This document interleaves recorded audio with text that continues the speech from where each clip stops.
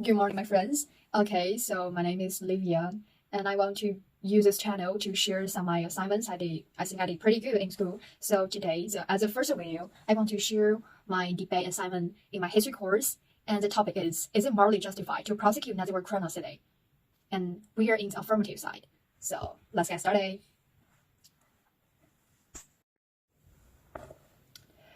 In 2005, Oskar Gröning, the bookkeeper of Auschwitz, driven by a desire to prevent another Auschwitz, openly gave a testimony to the public about his time in the death camp and what he had witnessed.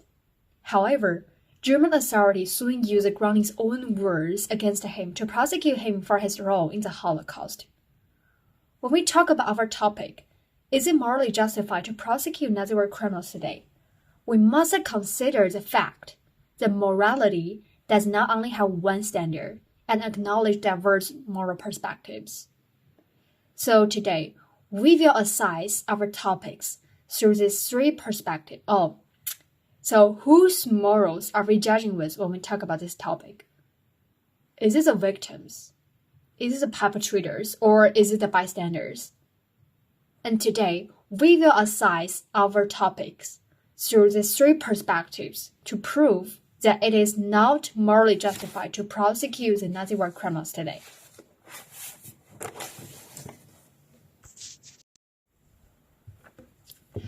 Prosecuting the Nazi war criminals today requires the victims to retell their stories, forcibly opening old wounds which, albeit may have not healed, but have at least stopped bleeding. Renewing these cases will force victims to open up again about their experiences, which may cause them significant amounts of pain. Furthermore, victims such as Eva Kor have chosen to forgive the war criminals despite what they had done to her. She quotes, I believe with every fiber of my being that every human being has a right to live without the pain of the past. For some, letting go of the grudges is simply more helpful than to continue prosecuting them. Additionally, according to Mary Freiberg, a German history professor at the University College London, there were at least 200,000 Nazi war criminals.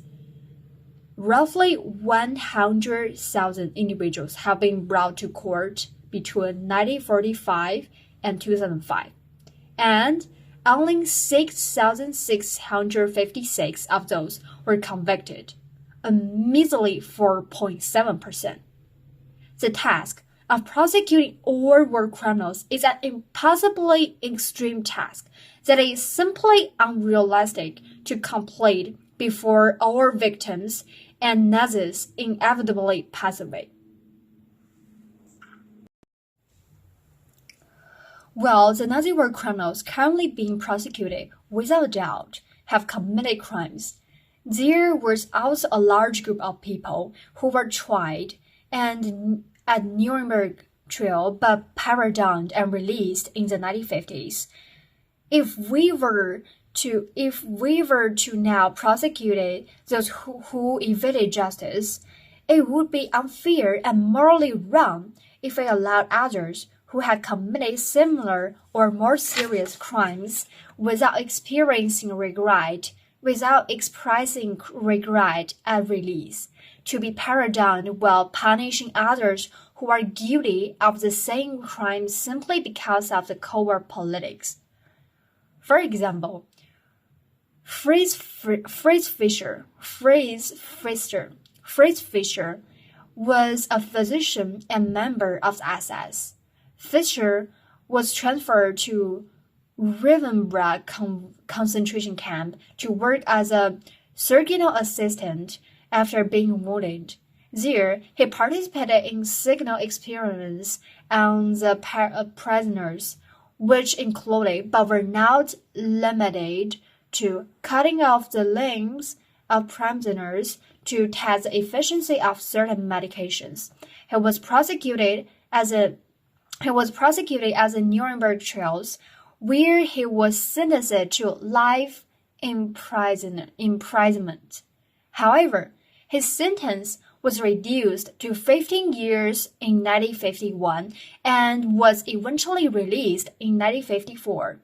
Fisher died peacefully in 2003. Why is it that we allow people like Fisher to evade justice simply due to convenient timing, while we prosecute this like Gröning, who was explicitly stated that he is regretful of his actions? This is a moral injustice. As we look through the perspective of bystanders have no overlapping interest with any side. At age 95, Johann Rebogen is most certainly the world's oldest juvenile defendant. His World War II service as a guard in Stasser concentration camp in Poland.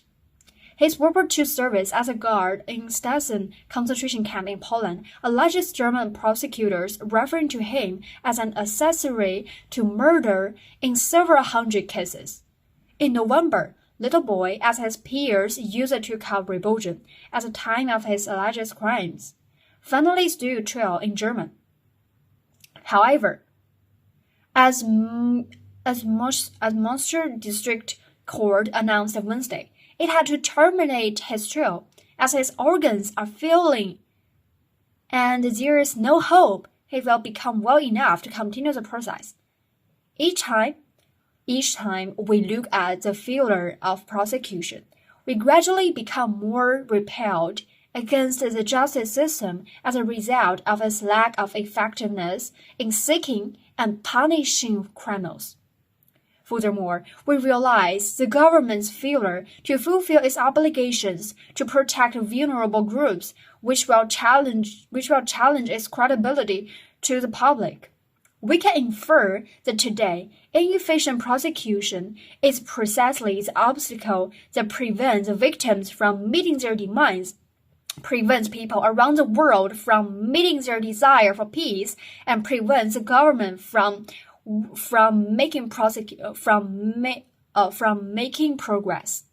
They need to look forward to consider factors on how to improve people's quality of life of current day, instead of solely focusing on judging old mistakes, escaping from current social problems, and making new mistakes. While prosecuting war criminals may seem morally correct, it in fact serves more injustice to the majority. Firstly, prosecuting war criminals will reignite the trauma of the victims and cause them significantly more harm than good.